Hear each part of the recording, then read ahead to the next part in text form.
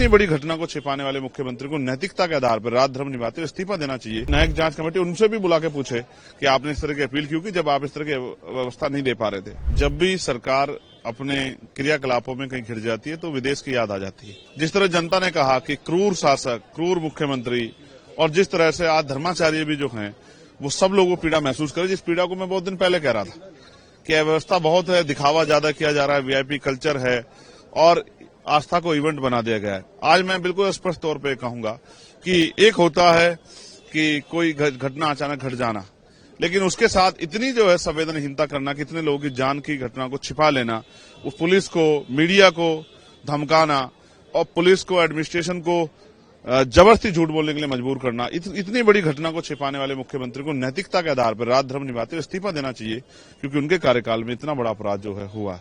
ये अपराध है और अपराध की एक ही सजा है कि उस पर कार्रवाई हो।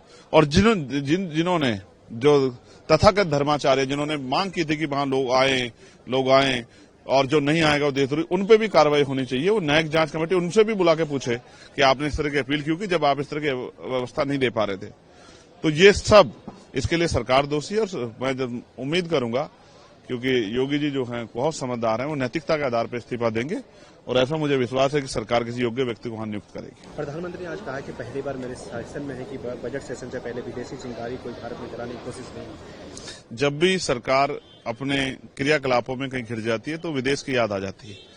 या अभी तो चलिए हो सकता है कि अभी किसी दूसरे पड़ोसी देश की याद आए या नक्सलियों की याद आए या और किसी चीज की याद आए, ये तो आएगी क्योंकि आप अच्छा काम तो नहीं कर पाई आपकी सरकार। आपको असल में जवाब मांगना चाहिए उत्तर प्रदेश के मुख्यमंत्री को, जो आखिरी समय तक घटना छिपाते रहे, जिन्होंने दूसरी भगदड़ की घटना को छिपाने का काम किया। तो आपको उनसे जवाब मांगना, उनसे जवाब मांगने के बजाय आप घटना को इधर उधर की बातें करके और इस तरह से मोड़ने का प्रयास करेंगे। ये हम लोग जानते हैं, विपक्ष भी जानता है, जनता भी जानती है, देश भी जानता है कि हमेशा ये होता है। इनसे कोई फर्क नहीं पड़ने वाला। जनता ने देखा कि किस तरह की व्यवस्था है जिसकी वजह से इतने लोगों की जान चली गई। देश में बहुत सारे हिस्टोरिकल स्टेप्स लिए गए, कई बातें उन्होंने बताई, कैसे देखते हैं? मैं देखिए, बेचारी का तो कोई दोष नहीं, राष्ट्रपति हैं, वो तो स्टाम्प है और किसी का लव लेटर पढ़ना है उनको, वो तो कोई मतलब ही नहीं है।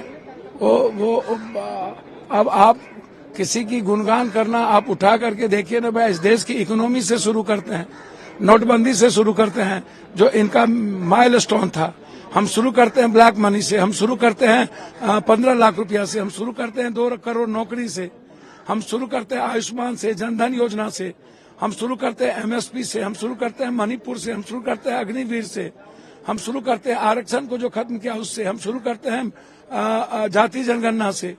आप कोई भी हिस्टोरिकल, आप ये सत्ता और सियासत के केंद्र बिंदु इनका रहा है। 12 साल के बाद कुंभ होता है, कह दिया 140 साल के बाद कुंभ हो रहा है, 144 के बाद फिर कुंभ होगा।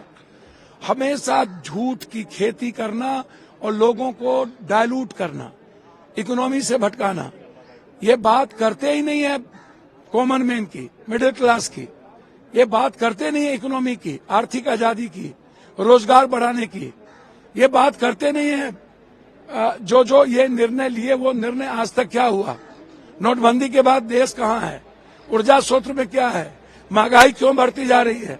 आम आदमी पर बोझ क्यों है? महिलाओं की स्थिति क्या है? ये तो बस गुणगान करना है। आप विशेष राज दोगे नहीं, विशेष पैकेज दोगे नहीं। आप पूर्वांचल के लिए एक मंत्रिमंडल का गठन करिए। पूर्वांचल की जो आर्थिक, सामाजिक, स्वास्थ्य और रोजगार की स्थिति पर जो गरीबी है, पलायन है, उस पर आपको पूर्वांचल को लेकर के एक मंत्रिमंडल बनाना चाहिए ताकि उसकी आर्थिक आजादी, उसके आर्थिक और सामाजिक स्तर को बढ़ाया जा सके। तो मेरा तो डिमांड है हर कीमत पर। तो राष्ट्रपति से आप क्या उम्मीद करिएगा? बस पोथी पर पंडित हो जगमुआ न कोई वाली कहानी है। गोनू झा के तरह जिस थाली पर बैठते हैं काटते हैं, यही तो एनडीए है, यही तो बीजेपी है। दिल्ली को कबाड़ खाना बना के रखा है। जब दिल्ली देख लीजिए, देश को देख लीजिए।